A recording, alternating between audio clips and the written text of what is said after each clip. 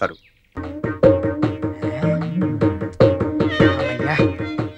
ఏ శకునం లేకపోవటం కూడా మంచి శకునమే.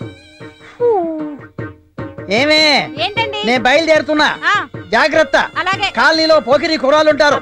అమ్మాయి నేను జాగ్రత్తగా చూసుకుంటానండి. నా టెన్షన్ అమ్మాయి గురించి కాదు, నీ గురించి. ఇంట్లోకి ఎంటర్ అయిన తర్వాత ప్లీజ్ ఆంటీ అంటారు, నువ్వు మెత్తపడకు. వస్తా. మళ్ళీ పిల్లి ఎదురొచ్చింది.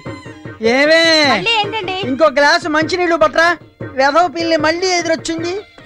అబ్బాబ్బా, పొద్దు నుంచి గ్లాసు మీద గ్లాసు నీళ్లు అందించలేక చస్తున్నా.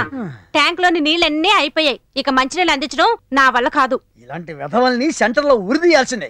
కడుపుకు అన్నం తింటున్నాడా, గ్రాస్ తింటున్నాడా? ఒరేయ్, నిన్ను నులువురా నరికేసి సాంబార్ పొడి మసాలా పొడి దట్టిస్తాను ఏమనుకున్నావు?